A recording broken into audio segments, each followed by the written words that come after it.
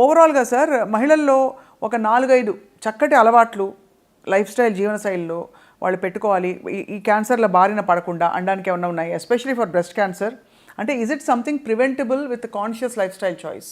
Sure breast అన్ని ఒక 60 to 70% cancer మనం ప్రివెంట్ చేయొచ్చు ఓవరాల్గా చూస్తే. సో దాంట్లో రొమ్ము క్యాన్సర్ కూడా ఎస్, ఎందుకంటే రొమ్ము క్యాన్సర్కి మీరు చూసినట్టయితే ఇంపార్టెంట్ రిస్క్ ఫ్యాక్టర్ ఏంటి? ఒబేసిటీ. ఓకే, సో ఒబేసిటీ అంటే అగైన్ హార్మోనల్. బ్రెస్ట్ క్యాన్సర్ ఎందుకు వస్తుంది? That is hormonal imbalance. Estrogen progesterone hormones ఎక్కువగా ప్రొడక్షన్ అవుతుంది, ఫ్యాట్లో నుంచి ప్రొడక్షన్ అవుతుంది ఇవి. సో కనుక ideal body weight maintenance, balanced diet, physical activity, okay, moderate or I would say no alcohol. ఎందుకంటే excess alcohol is also risk factor. చాలా క్యాన్సర్కి ఆల్కహాల్ రిస్క్ ఫ్యాక్టర్ అండి.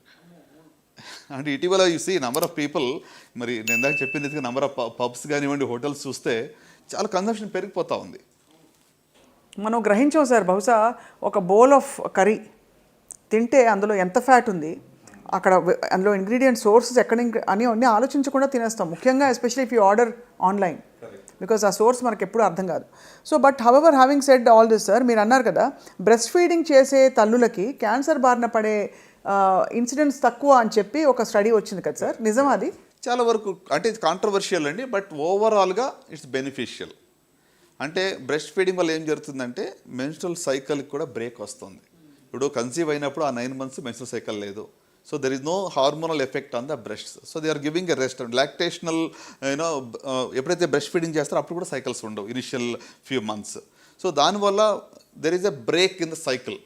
సో డెఫినెట్గా నేను if you ask me, if you overall అన్ని studies కూడా మనం compare చేసి చూసినట్లయితే there is benefit of breast feeding. ఇటీవల బ్రెస్ట్ ఫీడింగ్ కాదు, లేట్ ప్రెగ్నెన్సీస్ కూడా ఎక్కువైపోయింది. So that's also risk factor అండి. So first child very late after 30s. ఇప్పుడు ఈ రోజుల్లో చూడండి చైల్డ్ బర్త్ కూడా 30s లోపల చాలా తక్కువగా ఉంది. ఇది వరకు 30s లోపల అసలు పెద్ద ఆపరేషన్ కూడా అయిపోయేది. కరెక్ట్ సార్ అది. కానీ మరి మెనోపాజ్ తర్వాత క్యాన్సర్ బారిన పడే అవకాశాలు ఉంటాయా సార్? డెఫినెట్గా, అంటే ఏజ్ పెరిగే కొద్ది రిస్క్ పెరుగుతూ ఉంది. So it's not that hormonally active ఉన్నప్పుడు మాత్రమే కదా. ఇప్పుడు బ్రెస్ట్ క్యాన్సర్ మీరు చూస్తే ఇండియాలో కంపేర్ టు వెస్టర్న్ వరల్డ్ ఒక 1 decade అర్లీగా వస్తుంది. వెస్టర్న్ కంట్రీస్లో 60sలో వస్తే మన దగ్గర 45 to 55లో ఎక్కువ కనబడుతూ ఉంది. సో అంటే ఇది again related to our life style, our foods కానివ్వండి, our whatever epidemical factors వల్ల అది వస్తూ ఉంటుంది.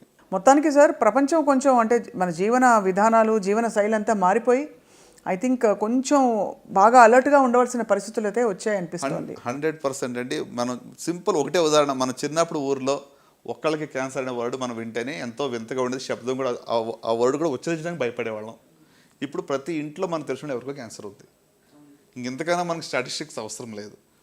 సో అంటే భయంతో రోజు బతకాలి నేను చెప్పట్లేదు, కానీ కొంచెం మన గురించి మనం పట్టించుకోవాలి, జాగ్రత్త పడాలనేది నా యొక్క కోరిక.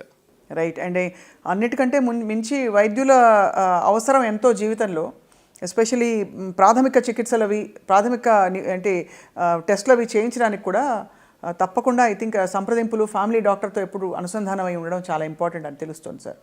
సో ఫైనలీ డాక్టర్ చిన్నబాబు గారు, ఆఫ్ కోర్స్ ఈ క్యాన్సర్ సిరీస్ని మీతో కంటిన్యూ చేయదలుచుకున్నాం మీ పర్మిషన్తో. నెక్స్ట్ టైం ఇంకా చాలా విషయాలు మాట్లాడాలి టాపిక్ వైజ్. కానీ ఇవాళ మీ మెసేజ్ ఏమిటి సాక్షి ప్రేక్షకులకి? సాక్షి లైఫ్ ప్రేక్షకులందరికీ కూడా నా యొక్క ప్రత్యేక నమస్కారాలు. నేను ఒకటే చెప్తున్నాను, life is precious. So don't waste your life. జీవితాన్ని అంటే మన ఆరోగ్యం మన చేతిలో ఉంది. మన వంతు మనం కృషి చేద్దాం. Prevent the preventable. అంతకు మించి వచ్చేది జరిగేది ఉంటే అది మనకు రాసి పెట్టుంటే ఏది జరగలో జరుగుతుంది. అది that we don't have to worry. కానీ చేతులారా మన ఆరోగ్యాన్ని మనం పాడు చేసుకోవద్దు. I think that is one strong message. Especially నేను విమెన్ క్యాన్సర్స్లో ప్రత్యేకంగా సర్వైకల్ క్యాన్సర్ ప్రివెంటబుల్. మీ పిల్లలకి వ్యాక్సిన్ ఇవ్వకపోతే ఇప్పించేసేయండి.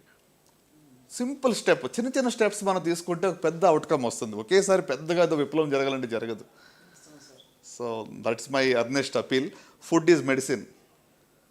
సో జాగ్రత్తగా మనం ఏం తింటున్నామో కొంచెం మనసు పెట్టి దాని గురించి ఆలోచించి దాని ప్రకారం తీసుకుంటే మంచిది. ఈ పాయింట్లో on a very special note sir, మిమ్మల్ని నడిపించిన what is it that drives you in the surgery room? అంటే ఆ కాన్ఫిడెన్స్, ఆ నమ్మకం, ట్రస్ట్, అది ఐ కెన్ క్యూర్ దిస్ అని. సర్జన్గా నాకు వాట్ మోటివేట్స్ అంటే అండి, ఆపరేషన్ చేయించుకునేటప్పుడు పేషెంట్ ఈ సరెండరింగ్ టు మీ.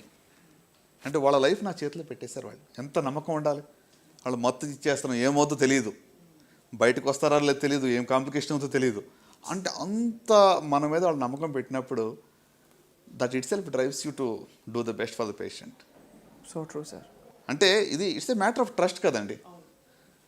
ఎంత నమ్మకం లేకపోతే he will just come and sleep on the OT table and we give anaesthesia and start the surgery. So I think their faith in us drives us. Drives you.